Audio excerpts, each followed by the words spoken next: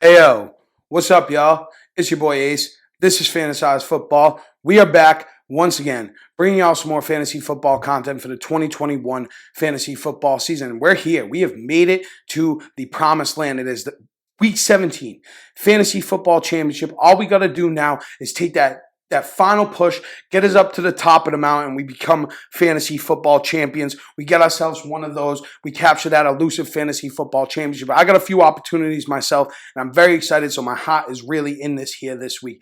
Now, we're here, of course, to bring y'all my favorite waiver wire targets here for Week 17. But before we get into it, like I always do, I wanted to give a quick shout out to all y'all that have been coming by, not even all season, all off season, the whole time I've had this channel going on, showing your boy love and support, helping the channel to grow. I really do appreciate it from the bottom of my heart. If you're new to the channel, welcome. I do hope you enjoyed today's video. I hope you find it helpful. If you do at any point, please make sure that you do leave a like, drop a comment, and subscribe to the channel. It's very helpful to help the channel grow. I would really appreciate that.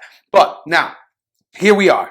It's Week 17, right? This is the last time I'm going to be doing a waiver wire video this season. Thank the Lord. It has been tough this season. It has been a grind this season, but we have made it this far, and that is all that really counts. But listen, I got some players here for y'all at every position. I did condense things a little bit this week because at this point, it's yourself and it's your opponent, right? So you don't need to have 15, 16 players here, but don't worry, do not fret. Even if you're in a deeper league, I do have some players here that are widely available for y'all. So without further ado, let's get right into it. This is going to be a little bit of a shorter one, and we're going to start off with my quarterback, which is going to be Carson Wentz of the Indianapolis Colts, currently rostered in under 42% of leagues. Now, I like Wentz this week, but here's the thing. You're probably in a position at this point in the season where you have a quarterback you can rely on, but if you're kind of been streaming a little bit the position, maybe you had Tannehill and he's been a bit disappointing, whatever it may be, I do like Carson Wentz this week. Had a good week last week, threw for 225 yards, 2 touchdowns in the win against Arizona, but I really like the matchup here for Wentz against the Raiders. Now, the Raiders have been pretty good over the past couple of weeks, but they've gone up against Drew Lock and Nick Mullins. If you take those 2 games and you throw them out of the picture, the previous 5 games prior to that, they were allowing 279 yards and 2 touchdowns on average to the quarterback position over those 5 games, and that's including Joe Burrow's terrible Week 11 performance. So I like the matchup here for Carson Wentz. So if you do need to stream the position, Wentz would be one of my favorite options. But there is one more quarterback that I do like a bit more, but it is a bit more risky if you're going to use your waiver wire priority on him. And it's Trey Lance of the San Francisco 49ers. He's currently rostered in only 5% of leagues, just under 5% of leagues. Now, Jimmy Garoppolo suffered an injury to his thumb last week. They're going to do some tests, so we're not sure if he's going to start, if Trey Lance is going to start or not, if Jimmy Garoppolo is going to be good to play. And if that's the case, that's why I consider this a bit risky. But if Trey Lance does play, I absolutely love him this week. Now, Trey Lance has only started in 1 game this season. He threw for just over 190 yards. He did have a pick, but what we do like to see, the positive here, is that he had 16 carries for 81 yards. And in the previous game before that, when he did step in for Garoppolo, he threw for over 150 yards, 2 touchdowns, and he also added 7 carries for 41 yards. We love that dual threat upside that Trey Lance brings to the table, especially in a matchup against Houston this week. This is a matchup where I expect the San Francisco 49ers to tear up the Texans defense, be around the goal line a lot. And if that's the case with the rushing upside from Trey Lance, even if it becomes an absolute blowout where there's not a lot, where Trey Lance isn't throwing the ball a lot, they're relying on Deebo Samuel, Elijah Mitchell, Jeff Wilson, whoever it may be. If they're around the goal line, they will probably still be using Trey Lance. So I like Lance a lot. If he is the starter this week, I'd probably be looking at him as a QB1. So if you need help at quarterback, Lance is a bit more risky. I like him a lot more than Carson Wentz, though. Now, moving on to the running back position. The first player I want to talk about is Rashad Penny of the Seattle Seahawks, currently rostered in just over 44% of leagues, and that blows my mind. I don't know how Rashad Penny is still so widely available. He had a tough Week 15, I get it, but he bounced back hard here in Week 16. He had 17 carries, over 130 yards, and a touchdown. He's now had over 130 yards and a touchdown in 2 out of his last 3 games. They have first-round draft capital invested in Rashad Penny. With Chris Carson out of the picture, if Rashad Penny is healthy, he is going to get the lion's share of the work here for the Seattle Seahawks. And they got a matchup here against Detroit this week. Rashad Penny could literally be like one of my must starts this week. Like, we're doing the waiver wire video, but spoiler, I'm not going to use him in the must start video. But Rashad Penny, if you can get him, if you have him, he is a must start here this week. Detroit has been terrible against the run, and this is a statement game for Seattle. I don't even think they can make the playoffs anymore, but who cares? Like, if I'm Russell Wilson, if I'm the Seahawks, I want to come out here and wreck the Lions. If that's the case, if they're around the goal line a lot, we should see a lot of work from Rashad Penny if they're in a positive game script. So if Rashad Penny is available, he should 100% be your top waiver wire priority, and it shouldn't even be a question. But if you can't get your hands on Rashad Penny, you need a little help at running back. I do like Dare Ogunbowale as well from the Jacksonville Jaguars, currently free. He's rostered in under 1% of leagues, I think 0.2% of leagues, right? Now, this is really sad. It's really unfortunate. James Robinson did tear his Achilles. I'm a big James Robinson guy, and to see him suffer such a severe injury, especially this late in the season, it's really heartbreaking because chances are he's probably going to have to miss a little bit of the start of next season while he was just starting to get things back rocking and rolling with Urban Meyer out of the picture. But listen, we got to talk about the waiver implications here of this James Robinson injury. Carlos Hyde is on IR. Dare Ogunbowale is clearly the next man up, evidenced by last week. He played on 82% of the snaps. He had 21 opportunities, 17 carries, 4 targets. So the volume was there, and we love to see that kind of volume here. Now, this is a tough matchup here against New England. I get it. But based on the potential usage, the potential volume for Dare Ogunbowale, I feel like if you're at least in a pinch here, he can kind of be a spot start for you. And for what it's worth, New England has allowed a rushing touchdown in each of the past 2 games. So this one here, it's really just more of a volume-based play, but if you need help at running back, that's what you're kind of looking for at this point, right?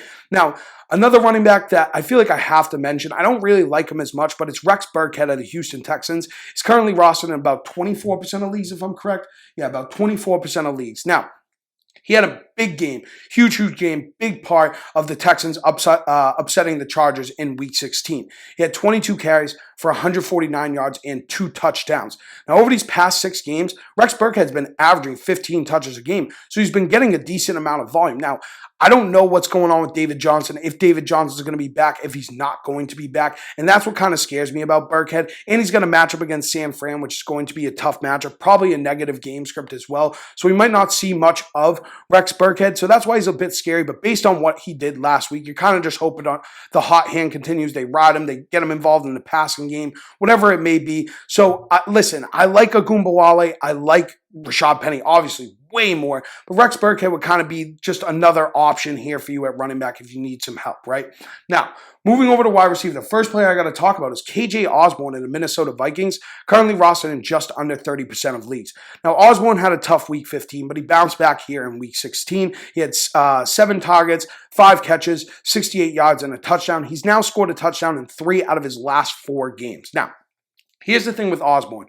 When he's seen volume, he's been very good this season. In the games where he's had 6 or more targets, which is 7 games this season, so it's not a super small sample size, he's been averaging over 16 PPR points per game. So when the volume's there, he's good. Now, Adam Thielen re-aggravated his ankle last week. Is he going to be out this week? I'm not sure. But if he's out, if he's limited, even semi-limited a little bit, I like KJ Osborne a lot this week. And hell, you might not even need Adam Thielen to be out this week because they're going up against Green Bay. The last time Minnesota faced Green Bay, the final score was 34-31 in favor of the Minnesota Vikings. So this could be a game that is a very high-scoring game where there's plenty of volume to go around for not only Justin Jefferson and Adam Thielen, but for KJ Osborne as well. So he would be my top priority at the wide receiver position this week. Now, the next player I want to talk about is Robbie Anderson. This one's a little controversial, right? He's currently rostered in about 45% of leagues, but Robbie Anderson has quietly been averaging double-digit targets over these past 3 games. He's had 12, 8, and 10 targets over these past 3 games. And he's out there all the time. He's out there on the field this season on 85% of the snaps. The volume has been there recently for him, so this is kind of a volume-based play for Robbie Anderson. Listen, I get it. He's been bad for the most season, been a bit up and down recently, but in 3 out of his last 6 games, he's had 50 or more yards or a touchdown. So if he's going to get this kind of volume, if he's going to have opportunities to score, I think Robbie Anderson, just like I said, based on the volume alone, like I always say, volume is king here for me. I always prioritize volume. Robbie Anderson does have that big play upside. If we do see more of Sam Darnold, we could see Robbie Anderson have a big game. Based on the volume he has been getting, they got a matchup with New Orleans as well. New Orleans is very good against the run, so I expect the Panthers to be trying to air it out a bunch here because New Orleans is obviously, like I just said, very good against the run, a lot less competent against the past. They just allowed Jalen Waddle to get 10 catches, just under 100 yards and a touchdown last night. So I do like Robbie Anderson as well. And another player that I like that's widely available, he's available for all y'all that are in deeper leagues. And, if you like him more than Robbie Anderson, I don't even necessarily blame you. I might like him a little bit more as well. It's Zay Jones of the Raiders. Zay Jones of the Las Vegas Raiders. He's currently rostered in under 2% of leagues. And again, the volume has been there for Zay Jones as of recently. Over the last 5 games, he's averaging over 7 targets a game. The last 3 games, he's had 7, 9, and 8 targets. So the volume has been there for Zay Jones. He's had 5 or more catches and 50 or more yards in 3 of his last 5 games. So he's at least kind of providing you with a floor based on the volume he's been getting. He's been getting you that 5 for 50, that 5 for 60, and he has not scored a touchdown since week 1. And when we see a player getting this kind of volume consistently and they haven't scored for a while, usually it means they're due for a touchdown. Now they do, the Raiders that is, have a tough matchup against Colts this week, right? The Colts have a good defense, but do you know where the one place they have struggled this season is? They have allowed the second most passing touchdowns in the league thus far this season. So the recipe for Zay Jones here kind of feels like he should at least provide a relatively safe floor. But he does have that upside if he is able to get it in the end zone. He hasn't scored since week 1. He's been getting volume lately. He's going up against Indy, who lets up a lot of passing touchdowns. You never know what could happen. So if you're in a deeper league, I do like Zay Jones as well. And now let's wrap up. Let's put a little, oh no, we're not wrapping it up yet. We'll wrap up the main slate with my tight end, which is Gerald Everett. My boy, Gerald Everett of the Seattle Seahawks, currently rostered in about 17% of leagues. He's my boy now. Gerald Everett is one of my boys, very talented player, and he really has been coming on as of late. He had his best fantasy performance of the season against Chicago this week. He had 5 targets, 4 catches, 68 yards, and a touchdown. He has now had 60 or more yards or a touchdown in 5 out of his last 7 games. Now, since Russell Wilson has been back, himself and Gerald Everett have clearly developed some chemistry, right? We have seen it happening. He loves to target him around the red zone when they are around the red zone. Gerald Everett is one of Russell Wilson's favorite targets. Since Russ has been back, right? Gerald Everett has had a couple of dud games, right? But other than that, he's been pretty good. He's averaging 5 targets, 4 catches, 41 yards, and he's scored 3 touchdowns. Like I said, Russ loves to look for him around the end zone. And like I mentioned with Rashad Penny earlier, this is a matchup with Houston this week, right? I'm expecting that the Seahawks are going to try to make a statement, try to come out here and really hammer the Houston Texans out. And if that's the case, if they're around the goal line a lot, that is a great recipe for another big Gerald Everett game. So if you need a little help at tight end, I like Gerald Everett. He is my top priority at the position here this week. And now, we're going to tie the bow and wrap up the last waiver wire video of the year with my DST stream of the week. I made a mistake last week, guys, girls, everyone. I made a mistake, y'all. I went with the Chargers. It was not a good decision, but I'm learning from my mistakes. I should have went with the Eagles last week, and I'm learning from my mistakes, and I'm going with the Chicago Bears this week. Currently rostered in 13% of leagues. We're going with the Bears. You know why we're going with the Bears?